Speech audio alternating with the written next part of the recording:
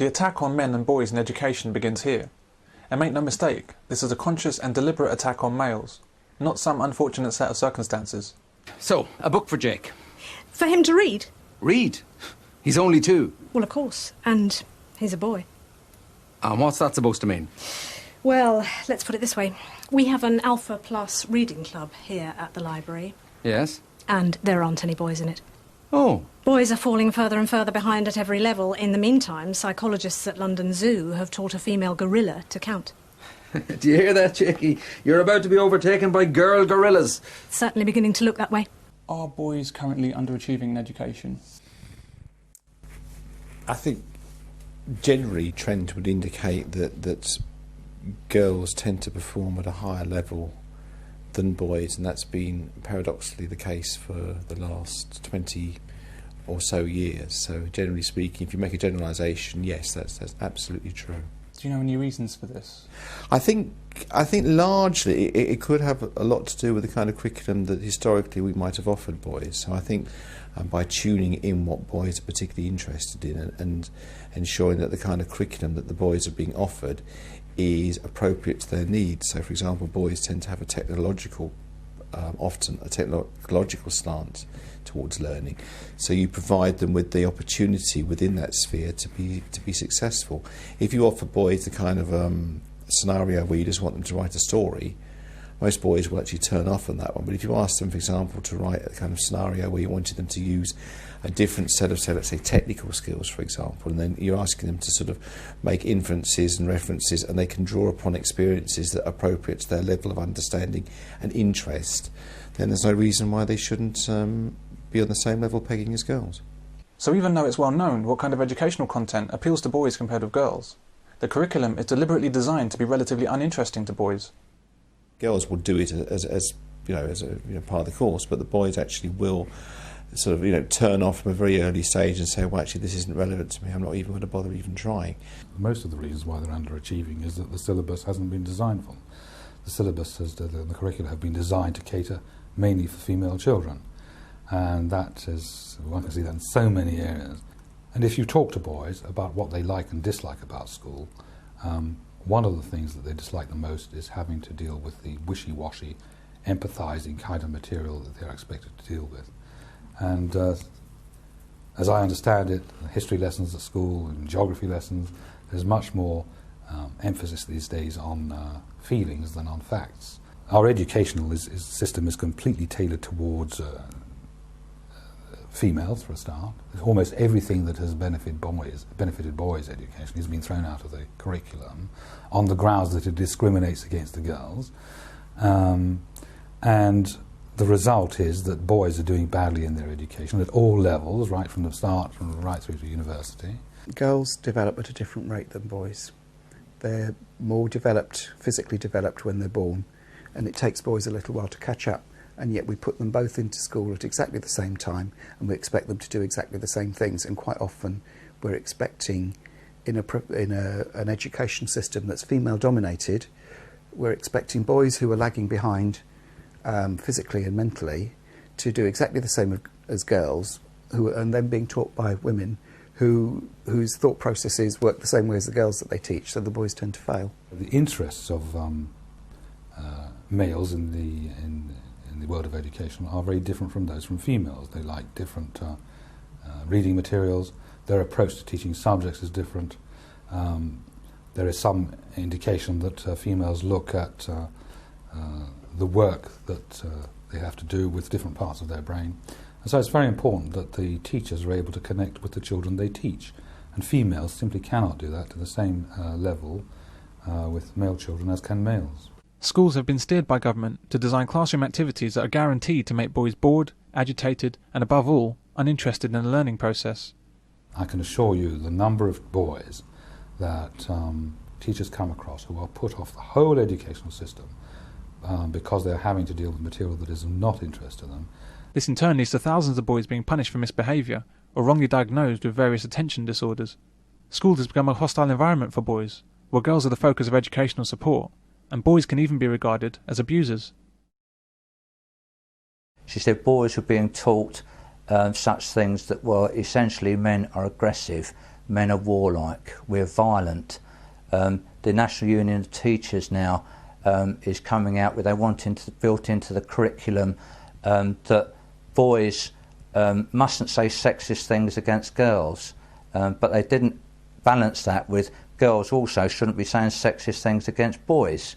So it's a one-way push all the time. So again, I was at a conference up in Worcestershire on domestic violence, and a probation officer was stood up in front of everybody and saying that what they want to start pushing now in education was to educate boys that they mustn't be violent towards women. But there was no talk about educating girls not to be violent towards men. So if you translate that into what's being pushed into boys all the time is that, one, you're not actually as good as girls, because you can read that in the paper, because they're better organised and they're cleverer than you. They get all these O-levels and A-levels and degrees, so you've got the dumbing down bit of that for them. They're then told that they're inherently violent, and now they're going to be told, and oh, by the way, you mustn't be sexist against girls.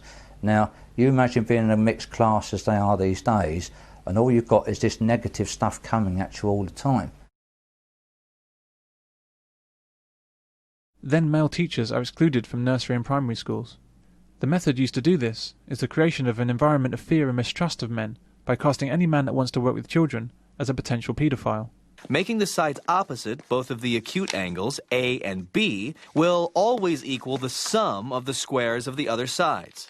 Any questions? Well, do you think that there is stigma attached to any man that wants to work with children or expresses an interest in children?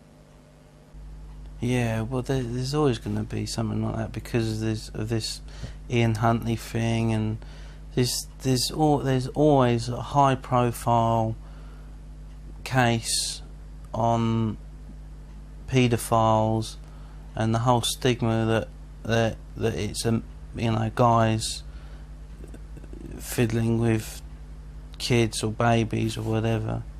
So I think yes, it'd be a lot harder. And there always, there's all these data banks now about crime, and that if a guy goes for a job, well, I think if anyone goes for a job, but more to do with a guy going for a job working with kids, he's going to be scrutinised thoroughly.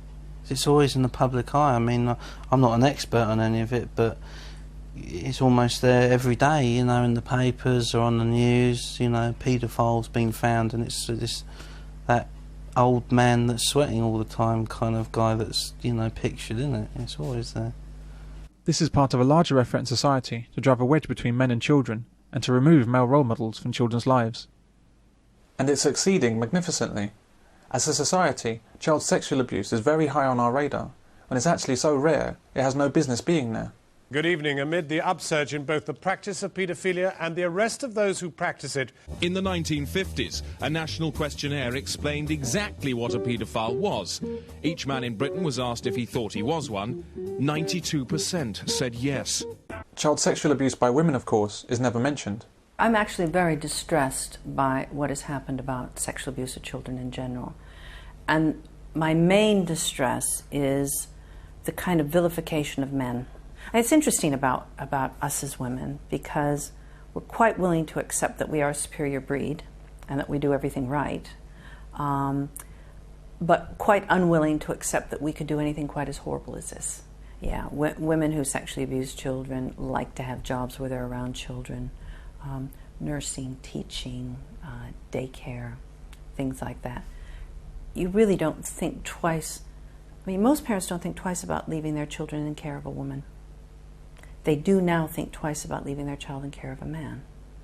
Again, I think that that's wrong. But there you are. That's what's happening. So they will find jobs where they can get in contact. It's like an alcoholic in a bar. Yeah. If you can possibly, if you've got an addiction, and this is an addiction, then you will go to some place that you can actually practice your addiction. And any place around kids is a good place. Hello, Chris. Dude, you are so in there. Had I known what I know now about teachers, I'd say that was the one time he was probably right. There was a study which came out from one of the polytechs that became a university. And the study said that most men could become sexual abusers. And I spoke out against that on the media very, very strongly because I was furious. Just that's like saying we all have the potential to be murderers. I mean, I suppose we all have the potential to be all kinds of things. You know, I'm raising 2 sons. What is the message to young men? That you're a danger to your own children? Heaven knows what this is doing for children. Children need to have men and women in their lives. When I was a small child, all teachers in primary schools were women. I mean, they were mostly women because most of the blokes had been shot during the war. And it was all elderly women as well doing it. Didn't harm my education, but then of course their heads weren't filled with the claptrap that they're taught now. So yeah, I think that if you're looking to get sort of, they say, more male role models and that sort of thing, then they need to encourage more men into primary school teaching. If they do get into jobs working with children, then they get accused of paedophilia. Oh yeah. So again, it's so difficult. I mean, there's real separation between men and children now. Yeah. And so it's very difficult for a man to become a primary school teacher. Yeah. Without experiencing some kind of problem. Well, I know with one of my nephews, he went into childcare, and he had a real tough time of it in his lessons because it was all girls, and they used to accuse him of being a paedophile and all sorts of things. And if they did like nappy changing, a woman had to supervise him in case he did anything wrong. I think that's well out of order. Totally out of order. We've had a case of this recently where 3 kids have got together and written a letter about a teacher because this is a very strict teacher, alleging sexual abuse. Well, of course, what will happen is that teacher will be suspended until it's proven or not proven, at which point his career may well be over. Young boys in nursery and primary school find that all of their teachers are female. All of them. There are virtually no male primary and nursery teachers anywhere in Britain. And with the ever-increasing prevalence of women choosing to be single mothers, boys are deprived of any male guidance, both at home and at school, the 2 places they spend most of their time. Teaching to the primary school age group is always going to appeal to women more than men, but the ratio should more realistically be 2 or 3 females to 1 male, not the artificial female-only zone that boys endure now. At this age, boys are discovering their gender identity and defining themselves in relation to those around them. They're beginning to understand that they're fundamentally different to girls, and that their behaviour and natural proclivities are very different. This is not as simple as being aware that they have different body parts to girls. It's about the fundamental discovery of their masculinity, and part of this is about pursuing masculine behaviours and distancing themselves from female ones. Boys play football, girls play hopscotch. Boys play with trucks, girls play with dolls. If you give a boy a doll, he'll likely stick it in a catapult and fly it across the room. When girls look around themselves at primary school, they'll see that they can become teachers. In contrast, boys will see that they can only become caretakers. One of the most important influences on a young boy are the males that are around in his environment. And if young boys are not aware that males are involved in matters to do with education, then boys see the educational process as something that doesn't particularly apply to them. There isn't a strong male role model in a lot of these child's lives, not when it comes to things like education, which is why most boys do very badly at education, and if they're doing well, they're afraid that the other kids will have a go at them and take the mickey out of them, because being good academically is not a man thing to do. And you can see why, when there are no male role models as teachers. Boys know that they're not going to grow up to be females, they're not going to grow up to be women, and they therefore identify very strongly with males. And if those males aren't there within the school environment, then there are no strong role models with which they can identify, and they're not quite sure in which direction that they're growing. Young children will not assign men to education and to academic status because it's women they see, and they're being trained that women are involved in your academic and your teaching and men aren't, and that's a bad thing. That can only lead to worse things coming up. We already see boys don't do well at school, girls are doing very well at school. We're already seeing now that, you know, apparently by next year more women will be in work than men. More women will be qualified for skilled work than men, and you can see things getting worse when when young boys are not wanting to go to university and not wanting to be educated. We are going to be the educational underclass. I mean, men, gender, are going to be the educational underclass. This is the main objective of the attack on men in education. Teach boys at the earliest possible time in their lives, when they're programming themselves for the future, that education, teaching and learning are all female traits. The classroom is for girls, books are for girls, school is feminine.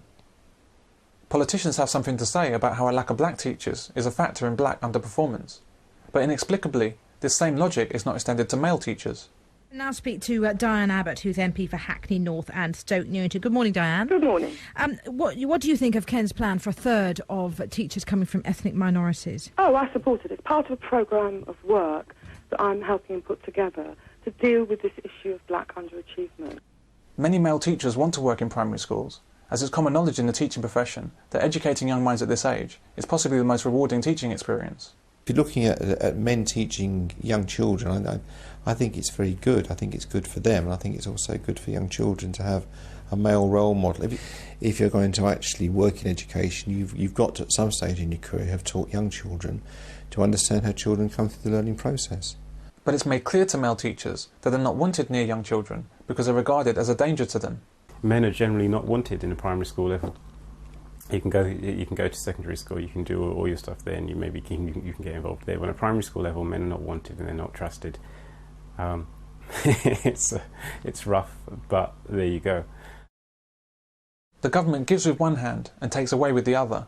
Then they need to encourage more men into primary school teaching, which they have been trying to do, I know that, to be fair. They pay lip service to get more male teachers into primary schools, while simultaneously attacking them with suspicion and rules designed to make men extremely uncomfortable working with young children. There's national guidelines, there's guidelines from the DFE, the local education authority issues very clear guidelines, and the school actually has clear guidelines. We stand the risk of allegations being made against us, and so you need to be scrupulously clear. You don't put yourself in a situation where you could be compromised or there's a misunderstanding. So, for example, my office door is never shut. If I'm dealing with a child, talking to a child, unless it's with a parent present or another member of staff, the door's always open.